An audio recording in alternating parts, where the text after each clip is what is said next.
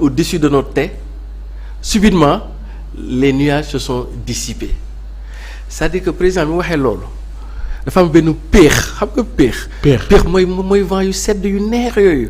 yoo xam ne daanaka sax defe naa àjjana lay war a bàyyeekoo daal des fois nga sentir benn xeetu vent bu neex bu boo xam ne boo ko xeñcoo day ñëw ba sa xol. président bu mu nee defatul vent boobu man dama koo sentir xaw ma ne comme Sénégal yëg nañ ko. c'est-à-dire que dañu nekkoon ci benn tournant. génnaguñ ci tournant yi de. parce que yoon bi moom. fii ba 24. day ay wala jaan lay ay li chauffeur yi naan déviation. waaw ay déviation yu dul jeex la quoi donc bu ñu manœuvrer bu baax rek dañuy wàcc yoon bi donc man démb dama sentir loolu mu wax benn poids bu teggeeku automatiquement ma sentir benn vent te loolu man bi ma ñëwee Dakar. dama ko seetlu. bi ma agsee waaw dama ko seetlu dama ko seetlu ci visage yu nit ñi. dama ko seetlu ci dëkk bi nit ñi seen kanam yi dañu xaw a gën a firi ça veut dire que man ci li ma seetlu. nit ñi dañoo wax seen kanam dafa fasu woon Sénégal dañu xaw a firi xam nga tey la woon examen bac. bien sûr. ma génn taxaw ci tali bi xool circulation bi. gis xoolal. et d'ailleurs gis nga même la réalisation ñu ñuy proposer ay images. très bien inédites yu président Macky Sall juste après son discours. absolument xam naa militants yi njëkk a dem seeti ci ko. très bien muy tàllal loxoom noonu. absolument moom it mel ni ku firee quoi. très bien donc dafa nekk. même moom. yëf yi dafa diisoon. ci moom dafa yenneeku kon. moom dafa yenneeku ba pare yenni askan bi moo tax. tey dafa am lu ma indi pour moom. daa am loo indi. waaw ndaxte.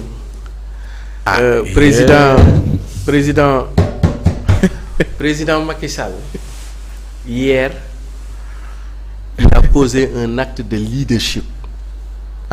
très très très fort. xam nga lu tax.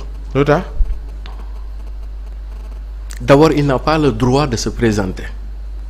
il n'a pas le droit ñun loolu lañ jàpp ñun. def na ñaari mandaam dafa war a dem. mais sunu constitution bi. ni ñu ko bindee tax na ku ci bëgg a ruube ku ne. mën nga cee ruube ndax dafa prêter à équivoque même si bu ñu xamee sens bi lii la. mais la littératie. du texte constitutionnel peut prêter à confusion. même si le sens. c'est très clair. kon donc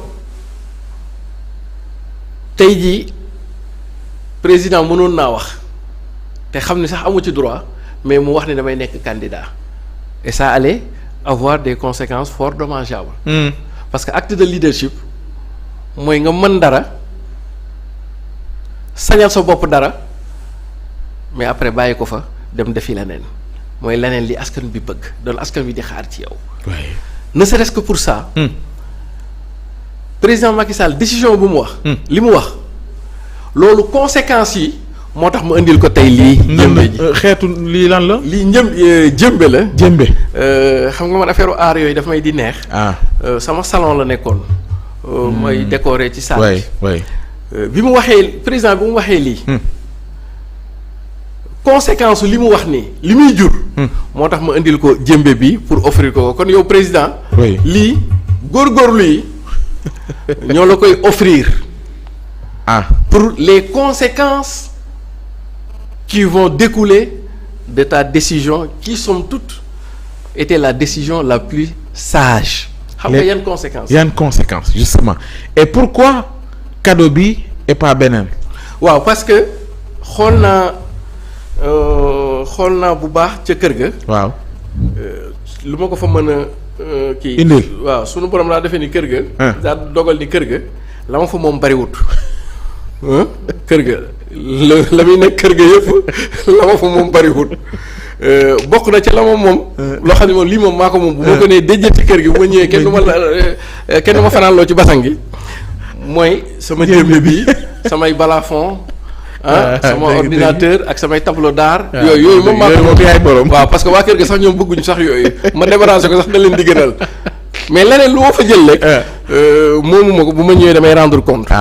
te loolu mooy premier acte bi. d'accord deuxième acte bi. président Macky Sall ndaanaan la ndax dama ko gis ca Youssou Ndour ga. élection 2019.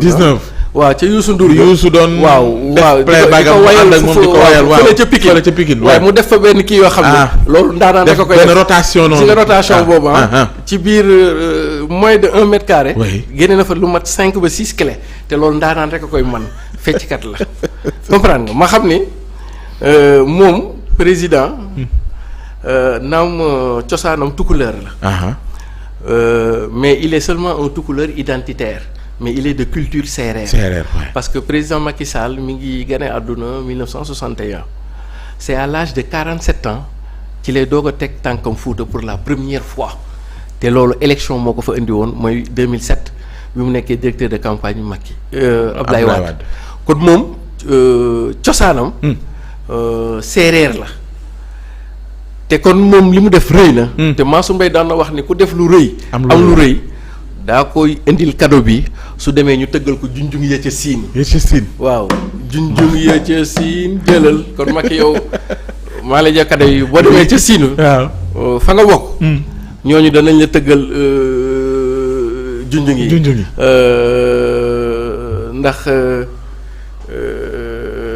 la vraiment acte ba mu posé. waaw xam nga la ne conséquences yi. conséquences yi moo tax dama ko bëgg xam nga bu ñu lay jox cadeau.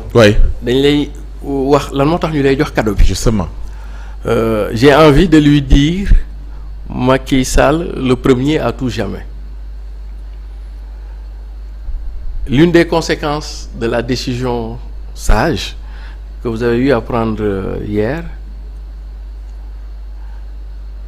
comme vos prédécesseurs, Senghor est rentré dans l'histoire de ce pays à tout jamais parce qu'il a été le premier président de la République du Sénégal. Entre autres, Abdou Diouf est entré définitivement dans cette histoire de la politique contemporaine sénégalaise parce qu'il a été le premier à ouvrir ne jàkk jaa ngi nii ku mën a noddal le multipartisme intégral. Abdoulaye Wade est entré a été premier à tout jamais parce que pour la première fois de notre histoire les femmes intègrent l'armée dans sa dimension de ce qu'on appelle les hommes et les femmes de troupe. Jigéen police la daan yam Abdoulaye Wade moo dugal jigéen ñi ci l'armée bi naam jigéen sax nekkoon nañ ci l'armée bi ci médecine militaire. Mais femme de troupe gendarmerie ak armée tey jii jigéen ñaa nga fa. acte boobu dafa may acte yoo xam ne boo ko defee. yow yaay doon nit ki ko njëkk a def ci histoire réew mi comme yaa ko njëkk a def. loolu daf lay dugal à tout jamais ci l'histoire président de la République Macky Sall. li mu wax démb.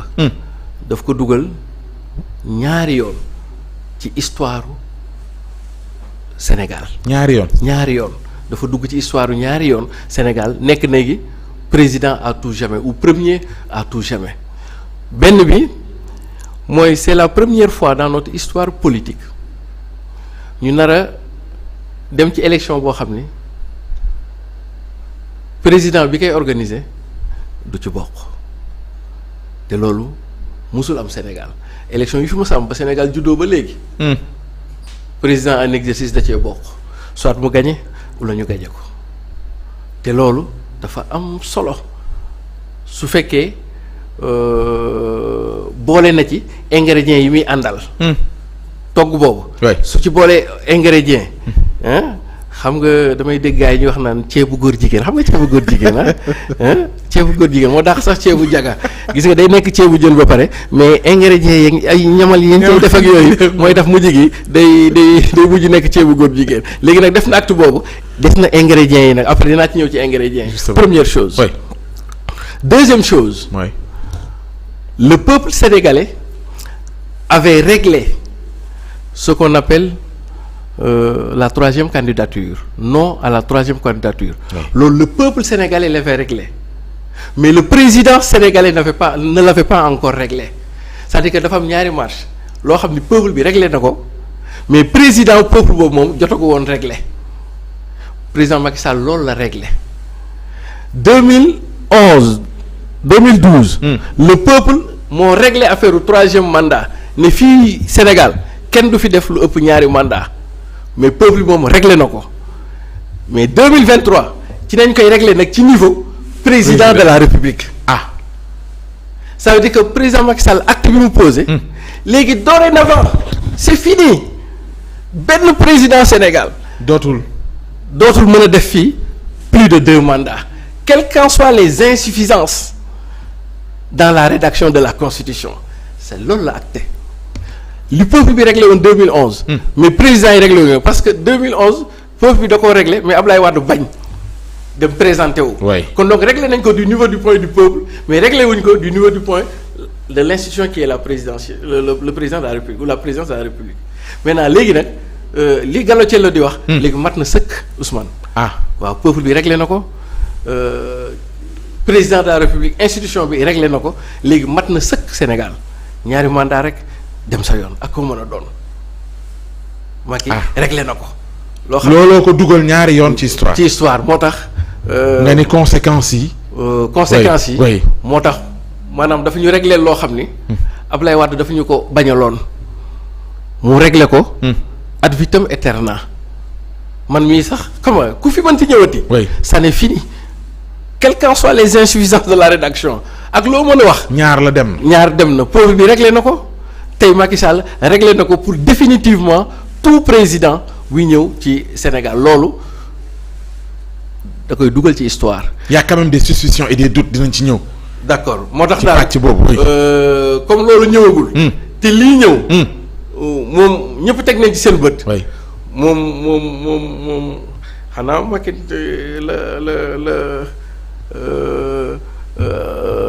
la jali bu ñuul ba doon wax ca way baak Fatou Mbaye waaye sunu jali bu ñuul baa ngi wàññi ko waaye sunu Macky bu baax baa ngi ndek moom ku ko ñaan dafa man dama jàppoon ni sax taaraa la moo koy gën a dugg de taaraay waaw c'est vraiment président